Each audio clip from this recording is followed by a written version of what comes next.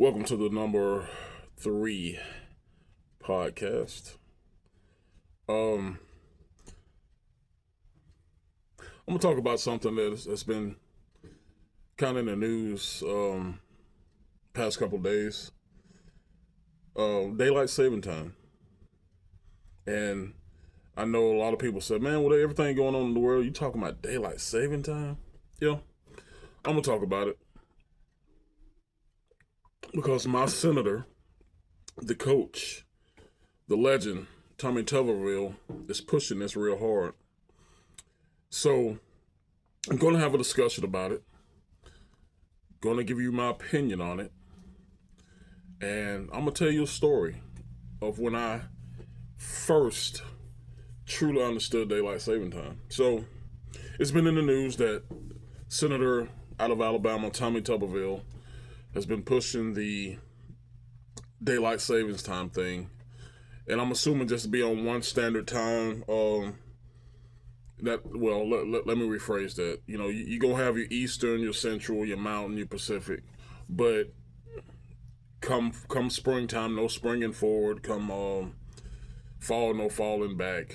All that'll be cut out. This is the crazy thing, and this is where I have a question because I heard on the news, a local news in Birmingham, that to his understanding, that you can still have certain, I'm assuming municipalities, counties, states that will still adopt the daylight saving time thing. I think from what I understand, like like everybody go to just a standard time. You can still have. He used Nashville, which should be Central Standard Time, just like we are. Would be an hour ahead, hour back, and we right there on the same line. I don't know how that would work. I don't know how, because you got to understand there's cities. Alabama, the state of Alabama, is Central Standard Time.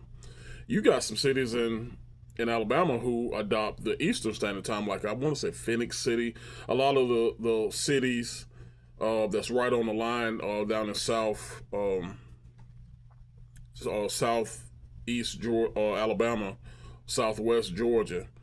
So I don't know how that'll work, but that's what I heard. And I kind of understand if you know the geography of that location down there. It kind of like pokes out almost like a nose or a mouth. On the Georgia line. So kind of understand it. Um, as for everybody else, that won't be no. And I'm talking about people in Alabama and Central Time people. There will be no springing forward and falling back. So that'll be a beautiful thing. But Tommy Tuberville is pushing this for several reasons, and to be politically correct and to do push all the right buttons. He's saying it's gonna help. It's gonna help health wise. Kids will be outside more. Adults can get outside and exercise, have more daylight to do all that type of stuff, and all that's true. But that's par for the course. Of course, he's going to say that. But I think, in my opinion, the overwhelming majority reason is people just sick of it. I think it was instituted to help farmers and people back in the day to so they could be outside more and get in the crops, etc., etc. So a lot of people saying in the modern day we just don't need it, and I totally understand it. Totally understand it. Will it be a big deal? No, I don't think it'll be a big deal either or. Because if you take the basic way we measure time now away, sun's still gonna come up, sun's still gonna go down, and people are gonna do what they have to do. So I don't think it'll be a big deal. And you got, I want to say Katie Britt, she's another senator out of Alabama, and many more governmental people, or I should say government people, or government entities are in favor of doing away with the daylight saving time. I haven't heard of one person or one entity that's against it. Farmers, corporations. I haven't heard one entity that's against it. So, listen, I'm for it, and I think the overwhelming majority of people are for it. But listen, these people can't even pass the SAVE Act. So it is what it is, man. Listen, not to get off topic because we're talking about daylight saving time, but I heard a guy yesterday who he's very, very disappointed in the senators, not necessarily the representatives on the conservative representatives, but the conservative senators. Very disappointed with them. And I read something, or he said something the other day that kind of got to me.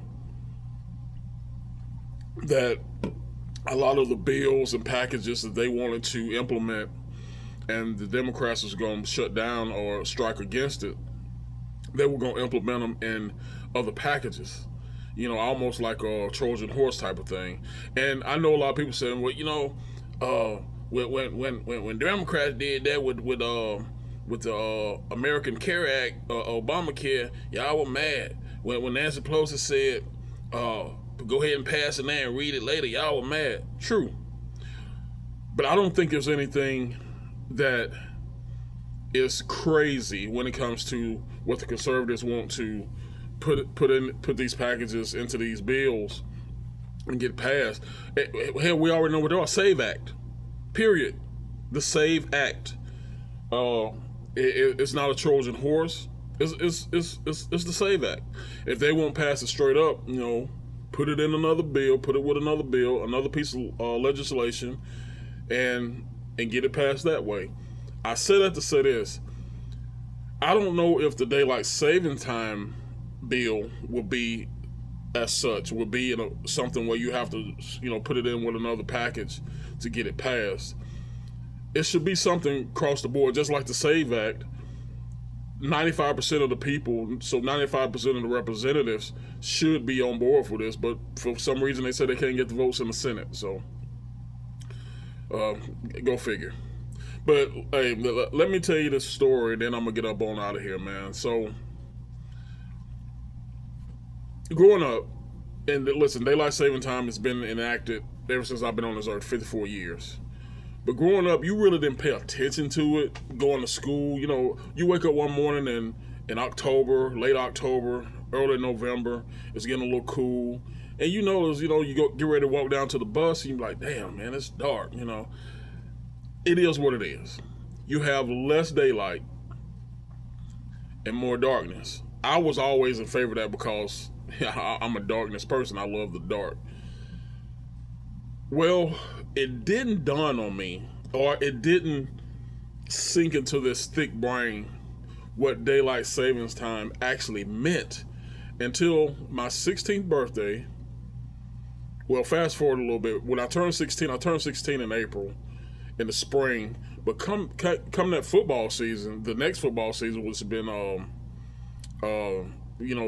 springtime, summer break, go back to school. That, I want to say that Halloween, we were playing our rival, Oxford Yellow Jackets. We was going to have a team breakfast. A morning pep rally, and some other things that were just in the works. But that team breakfast was at 6 a.m. Now, mind you, we're in July right now. When I look outside my window at 4:45 a.m., it's light outside. 4:45 a.m. Now, thinking back then, we had to team breakfast at 6 a.m., so I had to get up, around 5, just throw some clothes on. It was dark. We went in, we had our breakfast, we fellowshipped, talked a little bit about the game that night, got out, it was still dark. We mingled around, because at this point in time, we're the only ones in school, the team, the cheerleaders, the band, etc. The rest of the students haven't flocked in yet. So it's coming on 7:30, and it's dark. That's when I was like, why? I couldn't get it in my mind. Why is it still dark? It's 7:00, 7:15. And that's when it dawned on me, at 16 years old, what daylight savings time really meant. Because come that spring, before I turned 17, it was the exact opposite. You would get up, at 5 or 6, and you can see daybreak. So listen, I'm slow. So it took me 16, 17 years to fully understand the way the earth works, the way the sun works, and our calculation of time, and what it means to drop it back an hour or push it forward an hour. I was 17 and a half, 18 years old when I learned that come wintertime, the earth is furthest away from the sun.